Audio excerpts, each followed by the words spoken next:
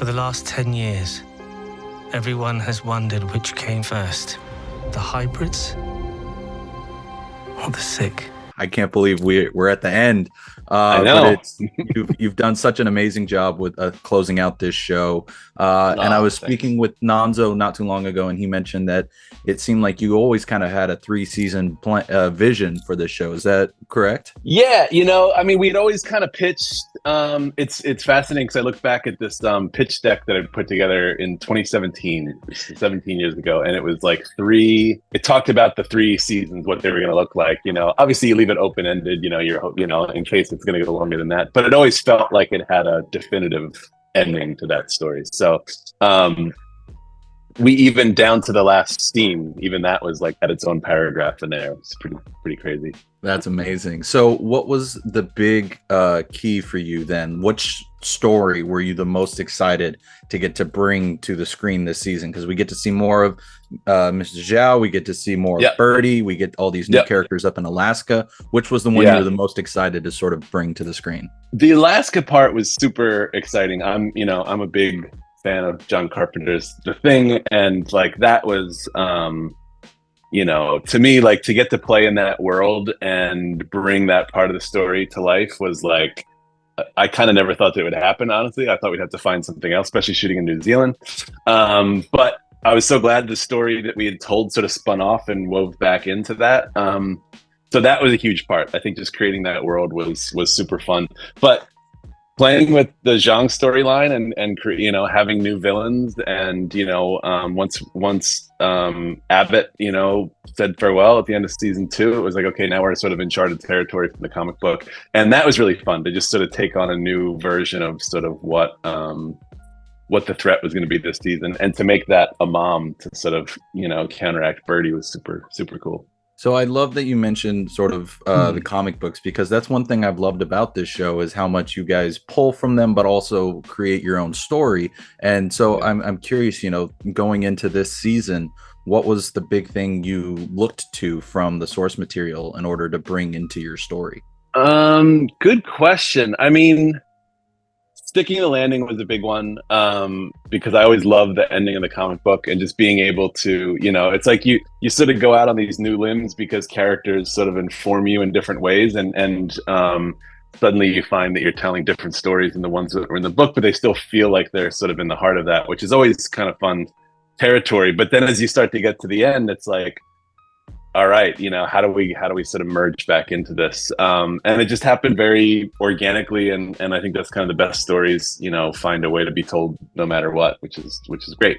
So yeah, that was a big part of it. The Sing storyline was another big part of it, because obviously, like when we meet him in the comic book, it's basically kind of where we meet him in season 3 in a way, and so we gave him sort of 2 seasons of finding how he had gotten to that point, which was so cool. And when I first met Adil, it was like 2019, and I remember like basically begging him to do the show, even though he was only in the pilot for like a scene, and I remember him being like, so I read the comic, and so like he's hurting little kids, and you're like, there's more to it than that, there's a lot more to it than that. So I was so excited that we, had 2 seasons of sort of, what made Sing Sting. And then for him, I was just so excited, just the range that he has. Every season, he's such a different version of that character. And there was only a few weeks between season 2 and season 3 shooting, but he just came in as a completely new man, new look, new everything. And it was just so cool to see an actor do that. That's amazing. I've loved Sing throughout this show, and like you said, I love that you guys gave him that sort of arc leading up to this season. Now I also love that you get to bring in Kelly Marie Tran this season. I'm a huge fan of hers, and cool.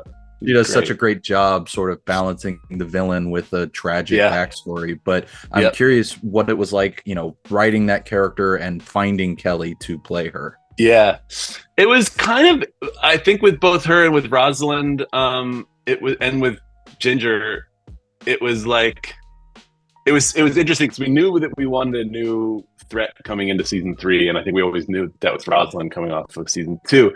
But she comes, and then you meet her, and then you're like, oh wow, this is, it was such a luxury to get to meet her, see what she did, see who she was as a person, and sort of write towards that for her character. And then kind of the same thing with Kelly too, because I think the fun part was that we were not trying to recreate Abbott and sort of having this one person threat. The fun part was coming in and going, all right, we have this triangle of women, we have this like domineering mother, and we have these two sisters, and this sort of impractical family that comes along.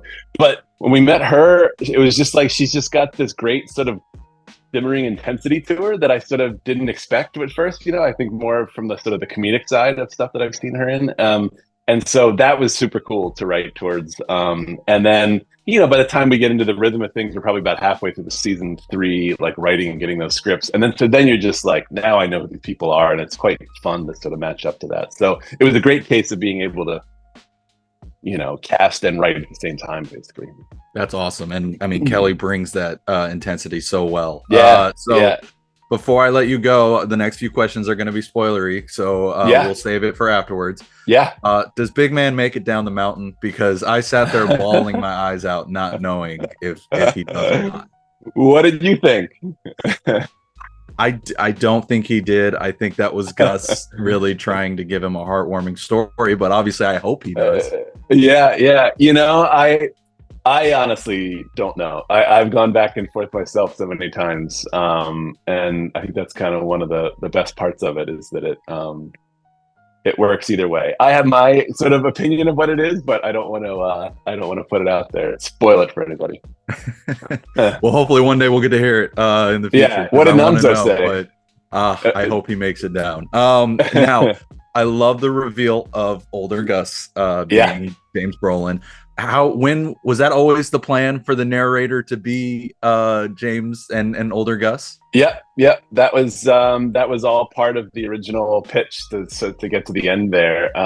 Again, it's like when you're pitching something that far out, you're putting in sort of pie in the sky ideas, and you're like, so many things are going to happen. Who knows if we're going to get to this? But wouldn't it be cool if this is the end, And then suddenly it's like, holy shit, here we are. We're just sitting here, and here's Brolin, and here's Christian, and they're meeting each other for the first time. And so, so that was always part of the sort of hopeful pipe dream. Wouldn't it be cool if we could actually stick this landing? And that was always part of it, which was interesting. Like looking back and writing his voiceover, we always had to be a bit careful about the things that he would say in there, because there was a lot of times that he's obviously talking about characters and things that he wasn't there for. So there was sort of this strictness that we had to sort of abide by in the writer's room, that I remember thinking at the time, like, who cares? No one knows. But now I'm glad that we, now that we actually pulled it off, I'm glad that we stuck to it. I'm glad you did too, because it was a great surprise to me. I did not see cool. it coming. Good. So Good.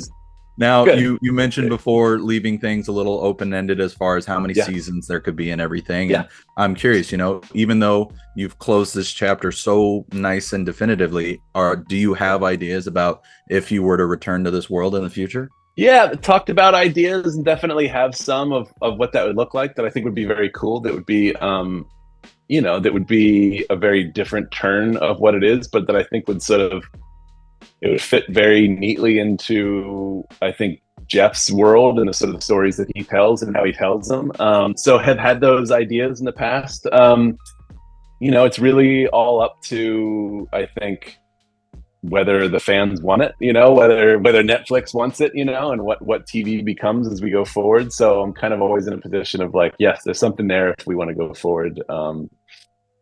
But it's also at a really beautiful place where we landed it. So I'm happy either way. I was just going to say, if it doesn't come to fruition, I'm glad that you at least got to close it out the way you did. Because like I said, it was beautiful. I was bawling my eyes out at the end. Absolutely incredible work. So thank you, Jim, for taking the time. Thanks, man. Thank you very much. I appreciate that. It's nice of you to say. Absolutely. Have a great rest of your week. Cool. In the end, how will I know who's going to survive?